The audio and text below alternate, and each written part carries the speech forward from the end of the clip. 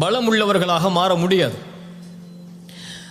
இந்த உலகத்திலே கிடைக்கக்கூடிய விலையுயர்ந்த உலோகங்களாக எதுவாக இருக்கலாம், அவற்றை உருவாக்குவதற்கு பல சிரமங்கள் தேவை. அது பல வடிவ மாற்றங்களுக்கு உட்படுத்தப்பட வேண்டும்.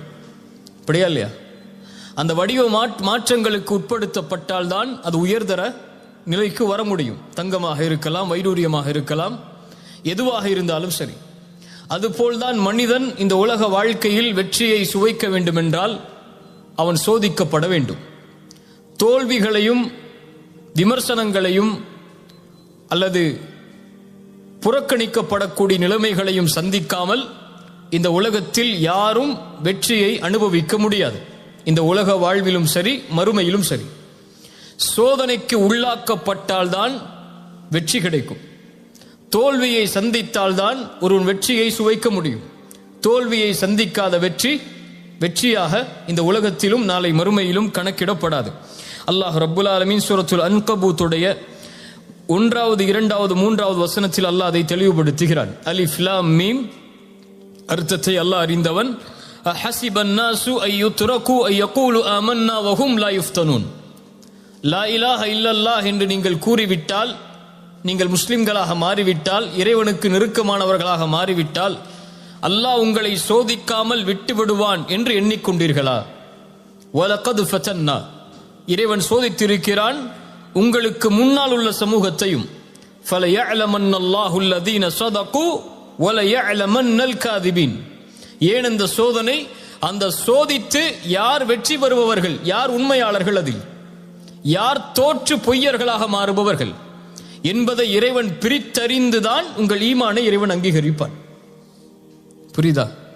யாராக இருந்தாலும் சரி, அவர்கள் இந்த உலகத்திலேயே உயர்ந்த நபிமார்களாக இருந்தாலும் சரி, அல்லது ஈமானில் கடைசி தரமுடையவனாக இருந்தாலும் சரி, இறைவனையே மறுக்கக்கூடியவனாக இருந்தாலும் சரி, எல்லோர்களுக்கும் இந்த சோதனை என்பது பொதுவானது.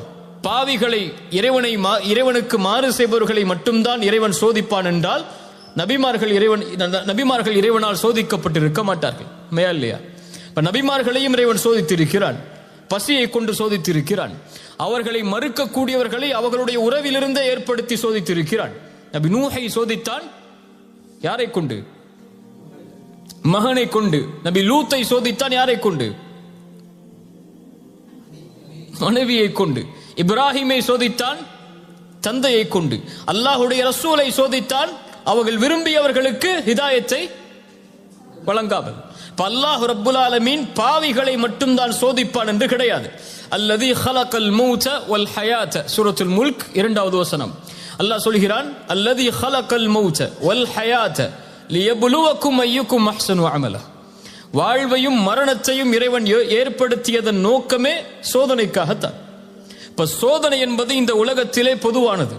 ஆனால் மனிதர்களை பொறுத்தவரை இழப்புகளை மட்டும்தான் சோதனையாக மனிதர்கள் கருதுவார்களே தவிர பெறுவதை சோதனையாக கருத மாட்டார்கள். செல்வம் கிடைப்பதை யாரும் சோதனையாக கருதுவதில்லை. செல்வம் எடுக்கப்பட்டால் தான் இறைவன் சோதிக்கின்றானா என்ற கேள்வி வருகிறது. சுகமாக வாழும் போது இறைவன் சோதிக்கிறானா என்ற கேள்வி யாருக்கும் வருவதில்லை. நோய் ஏற்பட்டால் தான் இறைவன் சோதிக்கிறானா என்ற கேள்வி வருகிறது. வியாபாரத்தில் லாபம் கிடைத்தால் இறைவன் சோதிக்கிறானா என்ற கேள்வி வருவதில்லை. வியாபாரத்தில் நஷ்டமடைந்து ஏமாற்றப்பட்டால் அவன் நினைக்கிறான் இறைவன் என்னை சோதிக்கிறான் என்று. அல்லாஹுடைய பார்வையில் எல்லாம் சோதனை தான். மனிதனை பொறுத்தவரை இழப்புகள் மட்டும்தான் சோதனை. அப்படி மனிதனாக இருந்து இழப்புகளை மட்டும் நீ சோதனையாக கருதினால் வபஷ்ஷிரி சாபிரின், பொறுமையாளர்களுக்கு நற்செய்தி உண்டு. பொறுமையாளர்கள் என்றால் யார்? யார்? சோதனை வந்துருச்சுன்னு கதவை பூட்டிக்கிட்டு வீட்டில் உட்கார்றவங்க பொறுமையாளர்களா? அல்லாஹ் கொடுத்ததில் பொறுமையை கடைபிடிப்பவர்கள், அல்லாஹ் சோதித்ததில் பொறுமையோடு முயற்சி செய்பவர்கள், அல்லாஹ் சோதித்ததில் அந்த சோதனையிலிருந்து வெளியேறுவதற்கு அல்லாஹ் கொடுக்கக்கூடியவற்றை சகித்துக் கொண்டு முன்னேறுபவர்கள், இவர்களால் தான் வெற்றியை சுவைக்க முடியும் என்று இந்த குர்ஆனுடைய வசனம் சொல்லுகிறது. இந்த உலகத்திலே மனிதன் துவளக்கூடிய முக்கியமான சூழல் செல்வம் எடுக்கப்படும் போது, செல்வம் அவனிடமிருந்து குறைக்கப்படும் போதோ அல்லது முழுவதுமாக எடுக்கப்படும் போதோ, அல்லது உறவுகள் அவனை விட்டு பிரியும் நேரத்தில், அல்லது அவன் நினைத்த உறவு அவனுக்கு அமையாத நேரத்தில். அவன் நினைத்த உறவு என்றால் அவன் திருமணம் செய்ய நினைத்த உறவு அவனுக்கு அமையாத நேரத்தில். இந்த உலகத்துடைய சோதனை, உலகத்துடைய கவலை என்று பார்த்தால், ஒன்று செல்வமில்லாத கவலை, இன்னொன்று அவன் நினைத்த வாழ்வு அமையாத கவலை. இப்படி இந்த உலகத்திலே கவலைக்குரிய காரணங்கள் என்று ஏராளமாக எடுத்துக்கொண்டே போகலாம். அல்லாஹுடைய மார்க்கம் இதில் நமக்கு தரக்கூடிய விளக்கு என்ன? ரசூலுல்லாஹி ஸல்லல்லாஹு அலைஹி வஸல்லம் சொன்னார்கள், ஃபைன் அஸாபக ஷைஉன், உனக்கு ஏதாவது ஒரு சோதனை ஏற்பட்டால், ஃபலா தகுல் லவ் அன்னி ஃபஅல்து கதா வ கதா, நான் அப்படி செய்திருந்தால் நடந்திருக்காது, நான் இப்படி செய்திருந்தால் நடந்திருக்காது என்று சொல்லாது. வலாக்கின் குல், சொல், கத்தரல்லாஹு வமா ஷாஅ ஃபஅல், அல்லாஹ் நாடியதுதான் என் வாழ்வில் நடந்தது என்று சொல். ஒரு முஸ்லிமை பொறுத்தவரை, ஒரு முஹ்சினை பொறுத்தவரை, இந்த உலக வாழ்க்கை என்பது அவன் விரும்பியது போல் நடக்காது. அல்லாஹ் விதித்ததின்படிதான் அவனுடைய வாழ்வு இருக்கும். திரும்ப சொல்றேன், ஒரு முஸ்லிமை பொறுத்தவரை அவன் விரும்பியது நடக்காது. அல்லாஹ் எதை விதித்தானோ, அவனுக்கென்று எது முடிவு செய்யப்பட்டிருக்கிறதோ அதுதான் வாழ்வில் நடக்கும். அதனால் இந்த உலகத்தில் ஒரு முஹ்சினை பொறுத்தவரை எது அவனிடத்திலிருந்து எடுக்கப்பட்டாலும், எது அவன் விரும்பியது நடக்காவிட்டாலும், அவன் தேடிய உறவு கைகூடாவிட்டாலும், அவனை பொறுத்தவரை அவன் மனதில் நினைப்பது, இது அல்லாஹுடைய நாட்டத்தில் உள்ளது. என் இறைவன் எனக்கு எப்போதும் நலவைத்தான் நாடி இருப்பான். எனக்கு அநீதம் செய்பவன் இறைவன் அல்ல, எனக்கு நலவு செய்பவன் தான் என் இறைவன். என் தாய் எனக்கு கெடுதல் நினைக்க மாட்டாள், என் தந்தை எனக்கு கெடுதல் நினைக்க மாட்டாள், என்னை நேசிக்கக்கூடியவன் எனக்கு கெடுதல் நினைக்க மாட்டான். அதுபோல்தான் என்னை படைத்தவன் இவர்களை விடவெல்லாம் மேலானவன், அவன் ஒருபோதும் எனக்கு கெடுதல் நினைத்திருக்க மாட்டான். அவன் நாடியது நடந்திருக்கிறது, நடப்பது எனக்கு நல்லது, நான் அதை விரும்பாவிட்டாலும் என்பதைத்தான் ஒரு முஃமின் தன்னுடைய வாழ்க்கையின் அடிப்படையாக கொண்டிருப்பான். அல்லாஹ் அதைத்தான் சொல்கிறான், ஒன்றை நீங்கள் வெறுப்பீர்கள், ஆனால் அது உங்களுக்கு சிறந்ததாக அமையும். நீங்கள் ஒன்றை நேசிப்பீர்கள், அது உங்களுக்கு தீயதாக அமைந்திருக்கும். வல்லாஹு யஅலம் வ அன்தும் லா தஅலமூன், அல்லாஹ் தான் அறிந்தவன், நீங்கள் அறியாதவர்கள். உங்களை படைத்த இறைவன் தான் உங்களுக்கு எது நலவு என்று தெரிந்தவன். இந்த நேரத்தில் இந்த செல்வம் குறைக்கப்படுவதால் என்ன நலவு இருக்கிறது என்பதை இறைவன் அறிந்தவன். வபஷ்ஷிரி ஸாபிரீன், நீ பொறுமையோடு இருந்து உன் பாதையில் செல், நீ அறிந்து கொள்வாய் அது என்ன நலவு என்று. உனக்கு ஒரு உறவு கைகூடாவிட்டால், நீ விரும்பிய வாழ்வு உனக்கு அமையாவிட்டால், விரும்பாத வாழ்வு அமைந்து விட்டால் ஏற்றுக்கொள், இறைவன் அதைத்தான் உனக்கு விதித்திருக்கிறான். ஏன் அல்லாஹ் விதித்திருக்கிறான் என்ற கேள்விக்கு பதிலை தேட வேண்டும் என்றால் பொறுமையோடு இரு. பொறுமையோடு இருந்தால் ஏன் இது நடக்கிறது என்பதை நீ அறிந்து கொள்வாய். அல்லாஹுடைய தூதர் ஸல்லல்லாஹு அலைஹி வஸல்லம் அவர்கள் உம்மு சலமா ரலியல்லாஹு அன்ஹா அவர்களுடைய கணவன் அபூ சலமா மரணித்ததற்கு பிறகு ஒரு செய்தியை சொல்லி அனுப்புகிறார்கள். உம்மு சலமாவிற்கு சொல்லுங்கள் ரலியல்லாஹு அன்ஹா, ஒரு முஸ்லிம் சோதிக்கப்பட்டால் அவன் சொல்லட்டும், அல்லாஹ் ரப்புல் ஆலமீன் நாடியதுதான் நடந்திருக்கிறது. இன்னா லில்லாஹி வ இன்னா இலைஹி ராஜிஊன், யா அல்லாஹ் இந்த முசீபத்தை என்னிடத்திலிருந்து நீக்கி இதற்கு பதிலான நலவை என்னுடைய வாழ்வில் ஏற்படுத்து என்று சொல்லட்டும் என்று உம்மு சலமாவிற்கு ரசூலுல்லாஹி ஸல்லல்லாஹு அலைஹி வஸல்லம் செய்தி அனுப்புகிறார்கள். அவருடைய கணவனுடைய மரணத்திற்காக ஒரு உறவை பிரிகிறார்கள். என்ன சொல்லுகிறார்கள்? யா அல்லாஹ் எனக்கு சிறந்ததை கொடு என்று கேட்க சொல்லுகிறார்கள். உம்மு சலமா அறிவாளி, உடனே சொன்னார்கள், அபூ சலமாவை விட சிறந்த கணவரை அல்லாஹ் எனக்கு கொடுப்பாடா என்று. என்ன கேட்டார்கள்? அபூ சலமாவை விட சிறந்த கணவரை இறைவனுக்கு கொடுக்க முடியுமா என்று. அல்லாஹ் ரப்புல் ஆலமீன் அந்த கேள்விக்கு பதிலாக அல்லாஹுடைய ரசூலை கொடுத்தான். ரசூலை விட அபூ சலமா பெரியவர் அல்ல, சிறந்தவராக இருக்கவும் முடியாது. ரசூலுல்லாஹி ஸல்லல்லாஹு அலைஹி வஸல்லம் அவர்களை அல்லாஹ் ரப்புல் ஆலமீன் திருமணம் முடித்து கொடுத்தான். இந்த உலக வாழ்வு இப்படித்தான். ஃபஇன்ன மஅல் உஸ்ரி யுஸ்ரன் இன்ன மஅல் உஸ்ரி யுஸ்ரா, சிரமத்தோடு இன்பம் என்பதும் சேர்ந்து வரும், சிரமத்தோடு இன்பம் என்பதும் சேர்ந்து வரும். இப்னு அப்பாஸ் சொன்னார்கள் ரலியல்லாஹு அன்ஹு, இந்த வசனத்திற்கு விளக்கமாக சூரத்து ஷரஹ்லே வரக்கூடிய இந்த வசனத்திற்கு அல்லாஹ் ரப்புல் ஆலமீன் பஅத் என்ற வார்த்தையை பயன்படுத்தவில்லை, மஅ என்ற வார்த்தையை அல்லாஹ் பயன்படுத்தி இருக்கிறான். அல்ஹம்துலில்லாஹ். பஅத் என்றால் சிரமத்திற்கு பிறகு இன்பம் வரும். ஆனால் அல்லாஹ் சொல்லுவது சிரமத்தோடு இன்பம் வரும். சிரமம் வந்தால் அதன் தொடர்ச்சி அடுத்து இன்பம் தான். நீ பொறுமையாக சகிக்க வேண்டியது அந்த சிரமத்தை தான். இருள் இருக்கிறது என்றால் நீ கழிக்க வேண்டியது அந்த இருளைத்தான். வெளிச்சம் மறுநாள் காலையில் இருக்கிறது. நீ கவலையில் இருளாகிவிட்டது என்று நினைத்தால் வெளிச்சத்தை பார்க்க முடியாது.